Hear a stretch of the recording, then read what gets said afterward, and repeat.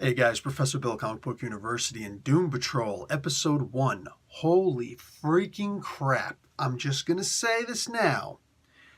Titans, bye-bye. And I don't mean that literally, because I generally believe that the Titans is going to benefit from this TV show in a major way. I mean, like, when push comes to shove, all the critical backlash, I know there's a bunch of people like, no, Titans really good. Yeah, that's great. There's always going to be somebody who likes something. But the critical backlash that Titans received, I think they're starting to realize in a major way where they need to go with that TV show after this episode. Because I can't imagine somebody being upset with the Doom Patrol. I don't care if you know the characters or you don't know the characters. Most of the people who don't really have that much familiarity with the Teen Titans are going to love the Titans show. But I feel that the more you know about Doom Patrol, the more you're going to like the show. I'm very familiar with the Titans. I haven't read everything that the Doom Patrol has done, but I'm very familiar with the Doom Patrol. Case in point, they actually came out about 6 months or so before the X-Men came out. Yes, they were technically the inspiration for the X-Men. All that aside, there's the whole, rip-off thing. Let's not get into the whole rip-off thing, because technically Doom Patrol were inspired by the Fantastic Four. So we can just keep going down that track.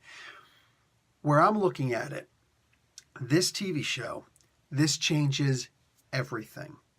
All right? It's got to resonate. There's no way you can't watch this TV show and be absolutely in love with it. And I took a couple notes. I just want to get started with that before I get too deep into my own personal commentary about it. Well, actually, everything's going to be my commentary, but look. The opening credits, a little bit underwhelming. Look, if there's one thing that I had to say that was just beyond compare with the freaking Titans, was that opening credit scene, the theme song for the Titans. If that didn't get you pumped, I don't know what would. Like, the problem was, all of a sudden, come on, dun, dun, dun, dun, dun, dun, dun, dun. I'm like, yeah, man, this episode's gonna suck, isn't it?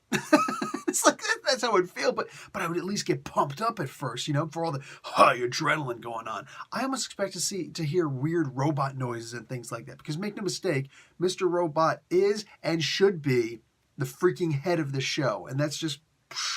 I think everybody here understands where I'm coming from after you've seen this episode. Robot Man he was always awesome. Always awesome. I love that they had him, and I don't want to, I'm overwhelmed by how incredible the show was. I love that he was wearing different t-shirts all throughout. You read the Doom Patrol comics, boom. Like, that's what I'm talking about, dude. What do you call it? Robot Man was always known for constantly having different t-shirts on all the time. And sometimes they would be fourth wall breaking, which was perfect. A big selling point for a lot of the covers of the Doom Patrol comics was the t-shirt that Robot Man happened to be wearing at the time.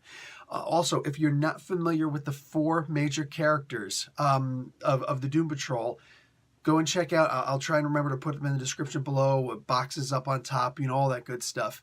My explained in a minute about the Doom Patrol. They're a little bit more than a minute each, but deal with it. I've got the 3 major cast members plus Chief. Crazy Jane, I was not expecting her to be in here, and I'm not that overly familiar with her. I've read her a couple times in the comic books when I'd spuriously get Doom Patrol much later on, but for the most part, she came, a bit later for me, and I wasn't really that overwhelmed with, how cool the character was or anything. It didn't really do a whole lot for me. Excuse me, but I do not own her first appearance or anything like that. I don't own My Greatest Adventure issue number 80 either, which is the first appearance of the Doom Patrol. That was like early 60s. I'm going to say 63 or 64. Old comic book, dude. Old comic book. But it's I think it's the first case of a comic book anthology that did so well with a particular character set, this team, the Doom Patrol, that they actually changed their name to the name of the team. It was My Greatest Adventure. It was issue number 80. I remember it was issue number 80 of My Greatest Adventure, whatever year they came out in. And then like 6 issues later, My Greatest Adventure ended and we began with Doom Patrol, issue number 90, I think it was. So I guess it went like 10 issues or so, whatever it was. But it began like that. So like that's how popular the Doom Patrol was back in the day. And then it just got a little bit too crazy, which is fine. Grant Morrison came later on. Let's get to the beginning of this episode. After the first credits. I'm not even looking at my notes at this point. Mr. Nobody, when he shows up. That was badass. And I didn't fully expect it, but Mr. Nobody is not actually their first enemy. Like he came much later in the 80s. I'm going to say like 86? I think it was 1986. Don't quote me on that though. When Grant Morrison took over. That was a Grant Morrison character. Explains why they would use him, right? But the funny thing is, their first villain, who appeared in their first issue, I believe did make an appearance. Hold on now. The Brotherhood of Evil that was in there, which, yes, that was a ripoff of the, I hate saying ripoff, but that was a play off of the Brotherhood of Evil Mutants.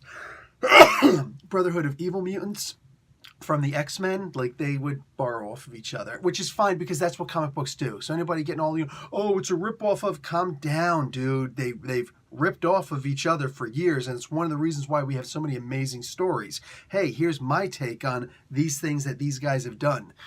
I remember Stan Lee. There was like, what if Stan Lee wrote the Green Lantern? We've already got what if Stan Lee wrote the Green Lantern. What if Stan Lee wrote Superman? What if Stan Lee wrote Batman and all these other characters? They're called half of the Marvel characters. You know what I'm saying? Like that's the way Thor was an answer to Superman, and Daredevil.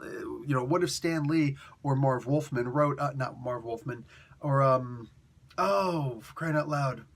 I'm very disappointed I can't remember his name right now. But anyway, all these different characters, they came from each other. Okay, they were all inspired by each other in some way, shape, or form. And the DC characters were inspired from other areas of the world also. Anyway, where I was, Mr. Immortus. I'm sorry for being all over the place, guys. Like I said, this was an amazing episode. Holy crap, this was amazing. Mr. Immortus, General Immortus was actually his name. I'm pretty sure that was the Nazi.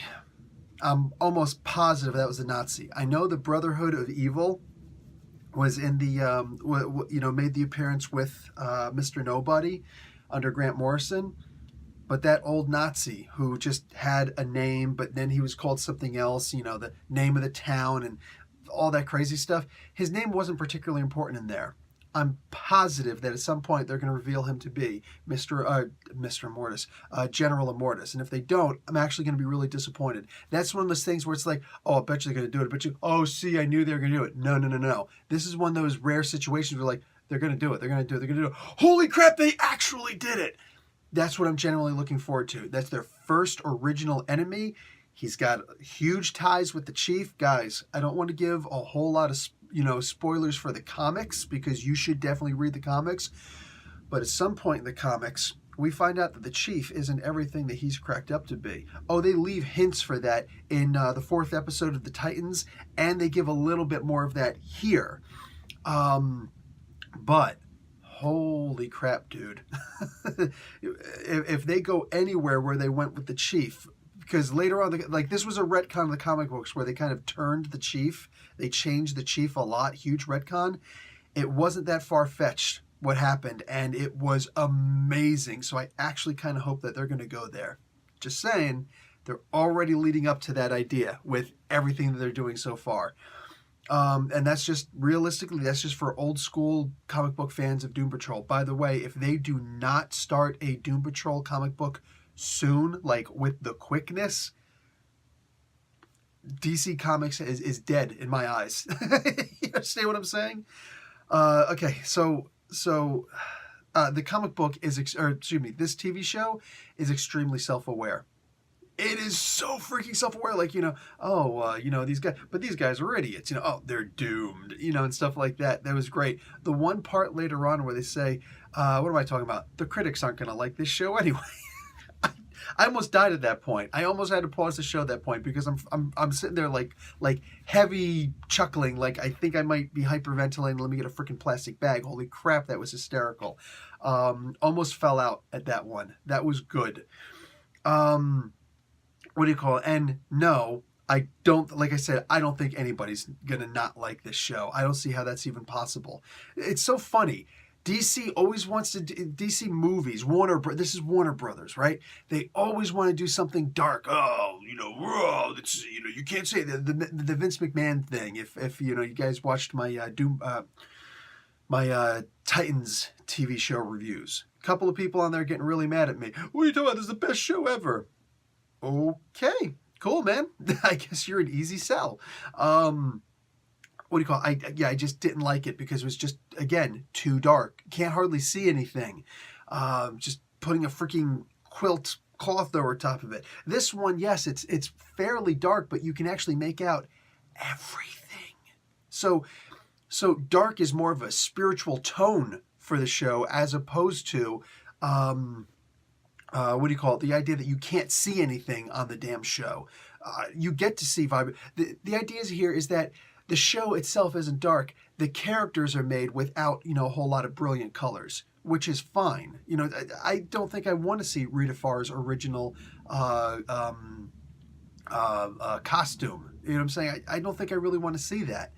I'm very cool with seeing this version of her, even though she's more of a blob as opposed to, like, her original powers were actually to shrink and eventually to grow. You know what I'm saying? That was originally her powers. Here she's more of a amorphous conglomeration of fudge, and it's weird. I dig the extended the advanced metabolism thing. Like, she's got to eat a lot. I remember when they showed that in the Teen Titans, in the Titans TV show. I'm like, wow, she's really packing on the calories. Cool, man. I wish I could do that sometimes. If I had a meal like that from Mr. Negative, oh, forget about it. the Negative Man, I'm all over the place with that. Anyway, yeah, this show, the costumes are not vibrant, but the show itself is not dark. There was a lot of humor in some really, for such a sad show, such a sad pilot, there was a lot of humor in this, you know what I'm saying, which was so important. Because, the Titans was just like giving me depression, for crying out loud. It was depressing as hell. And yet, there were parts in here where I could just laugh, and it's like, thank you. Thank you for keeping that, so you're not actually hitting any kind of a rock bottom in the show. You're just kind of like, oh my God, oh, that was cool. Oh, you know what I'm saying? It's like a roller coaster as opposed to a freaking free fall where you're just, I've been falling this whole time, and it would be nice if I could feel something other than, this feeling like, the world sucks. Roller coaster. Everybody likes roller coasters.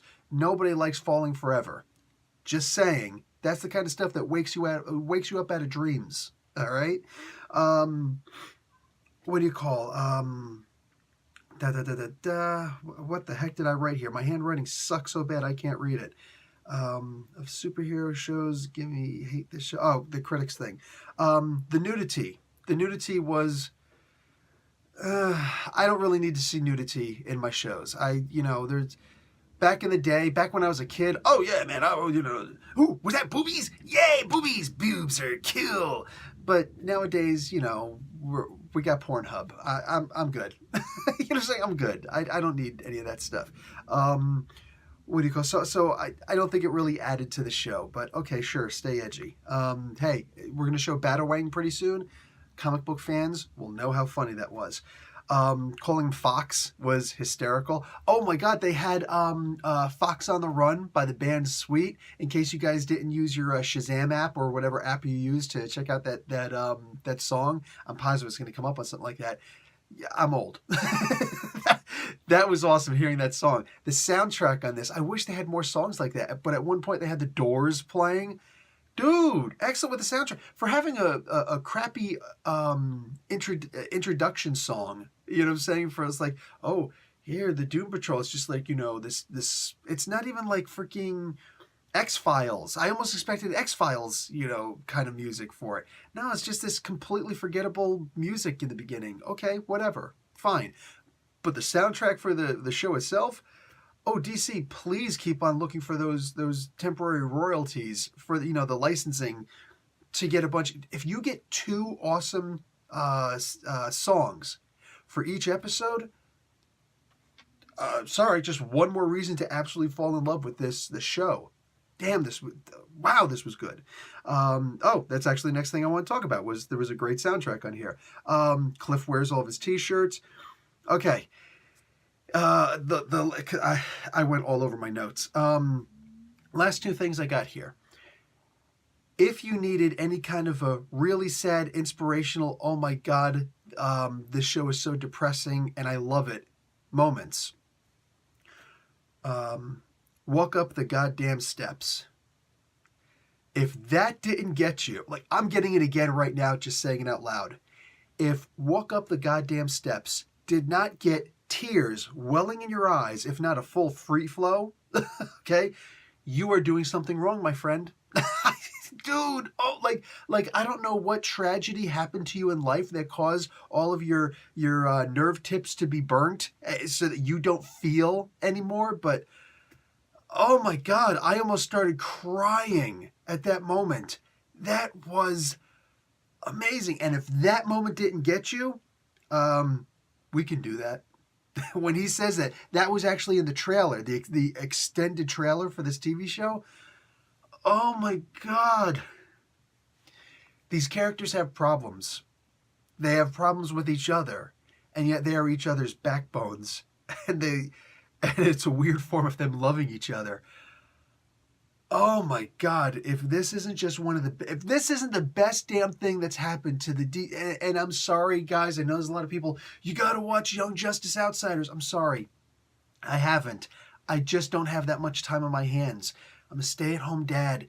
I teach in the mornings, and I teach in the mornings, and I'm a stay-at-home dad, and I do this comic book university thing that kind of, hey, you know what I'm saying? So, I just don't have that kind of time. If I'm watching Teen Titan or too many TV shows, then what happens is I'm neglecting from something else in my life, and I'm not interested in neglecting any. I like doing the things that I'm doing in my life right now. I'm in a very happy stage of my life right now. All right, it's one of the reasons why I don't charge anybody for freaking Comic Book University or have a Patreon account for stuff like that. You know what I'm saying?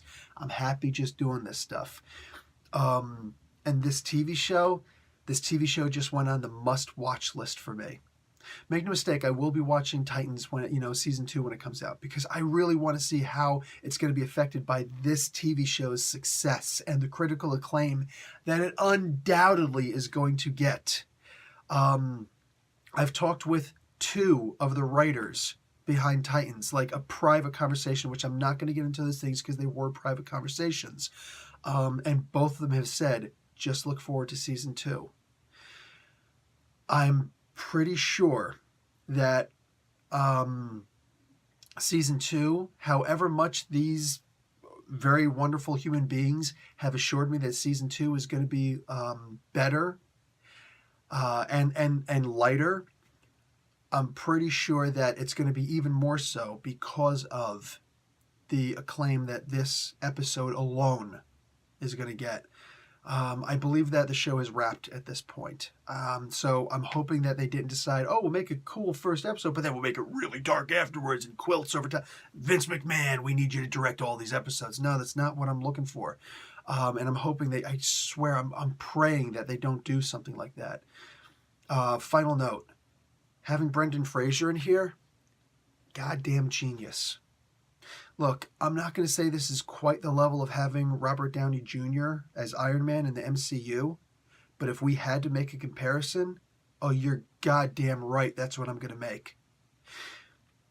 Brendan Fraser has starred in, The Mummy and a bunch of other shows. He starred in that one movie. Was it Biodome? No, it wasn't Biodome. One of the Pauly Shore movies. He was the caveman, the Neanderthal thing.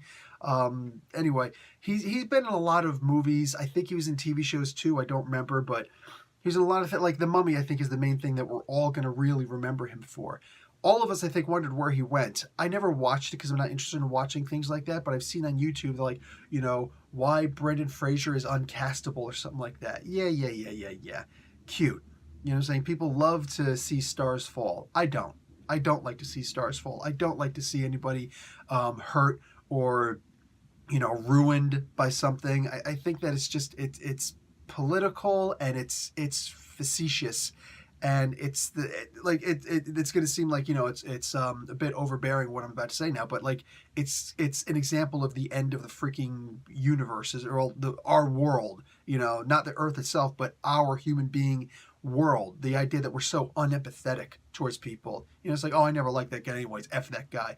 I hope he dies or something like that. Like you are the anathema of human beings, of humankind, if you actually have thoughts like that.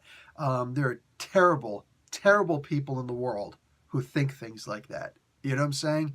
I don't care if somebody's a horrible. I never really liked Roman Reigns in the WWE. Once he started talking, and they kept on pushing him in the way they were pushing him and things like that. I still thought he was an amazing wrestler. I wish that they would let him do other things instead of the stupid Superman punch and the spear all the time. Although the spear was kind of cool, but the ooh-ah thing was annoying. Anyway, I don't want to get too much into WWE, but like when all of a sudden he admitted that he had cancer, that's what it took to get people to feel bad for him, or to like him, to cheer for him. That's a damn shame. That's a damn shame. Anyway, yeah, just hearing people, seeing people saying things like, oh, F Brandon Fraser or whatever, that is horrible. And you really need to rethink your entire life, your entire existence. Like, what the hell is the relationship between you and your mother, you and your father, to think things like that? And just, if you don't like what I'm saying, you got further problems than what I thought. But, dude, like, Brendan Fraser in this killed it. Killed it. This, like, I can't help but to think that this is, much like, and it's too early to tell, and it is just a TV show. Not, one of the big time movies. This is not one of the big budget things that DC or Warner Brothers is doing right now. But, like, honestly, man, as much as people were loving Grant Gustin as the Flash and Stephen Amell as the Arrow, what Brendan Fraser brings to that character, and therefore this TV show, therefore to the DC universe, yo. And yeah, he got fat. He got old. It happens. Welcome to the freaking world. Damn it, he was amazing in this. This was sick. Anyway, guys, yeah, I loved this. I loved this TV series. This is probably my favorite thing to watch, and I don't watch a whole lot of TV shows. All right, I don't even subscribe to regular cable TV or anything like that. You know what I'm saying? I've got the DC Universe app. I've got that through a friend. You know what I'm saying? Thank you. And allowing me to be able to watch it in Canada. I don't even think it's available in Canada yet. Still. So I've got but I also had the American version of freaking Netflix forever, because, I live up in Canada.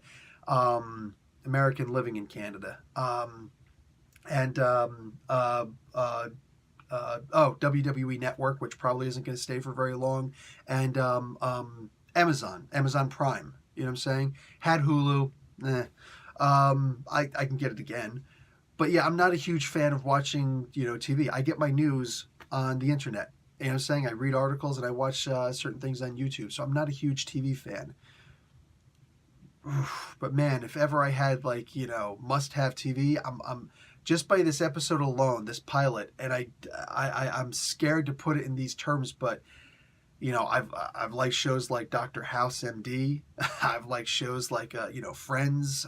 Shows like Seinfeld was pretty damn important too. If I'm mentioning Friends, there's a couple out there. You know what I'm saying? But I can name them on two hands. TV shows I'm just like, oh my god, Breaking Bad would have to be one of them. Never got into Sopranos, but if you understood my family history, you'd know why I just wouldn't be interested in something like that. Dude, not a whole lot of TV shows that I've ever been like, oh my god, this is must have. And if I see it on TV, something, if I see, an episode come on, or, oh, they've got this TV show here, yeah, I'll watch it. This right alone, this immediately goes on my must watch. That's how good this was. Yeah, I cannot praise this episode enough, and I really hope that the other episodes follow suit like this. we should be following Robot Man's adventures. I really hope that they do that. I really hope that DC, more specifically Warner Brothers, understands what Brendan Fraser, like, thank you for taking a chance on him. You know what I'm saying? Thank you for, much like, thank you for taking a chance on Robert Downey Jr. as Iron Man, for the MCU, for Marvel, for Disney. I really think that Brendan Fraser could bring something where if we were going to combine the TV shows and the movies ever, here's the perfect way to do it. The perfect way to do it, because damn, Robot Man is freaking amazing in this. All the characters are really interesting. I didn't realize Crazy Jane was going to be that awesome in this. Everything, just, this blew my mind. This blew my mind with how good it was, and I'm blaming it all on Brendan Fraser and his amazing casting in this. Like, what a great casting decision. As soon as they said Brendan Fraser, I was like, really? Okay, it's a name I haven't heard in a while. I wonder why. Brilliant. Brilliant decision. And yes, pay him. Pay him. As far as I'm concerned, this TV show is mostly must watch because of him. Freaking excellent job. All right, guys, enough lavishing. I got breakfast to make. All right, Professor Bill, Comic Book University. Class dismissed.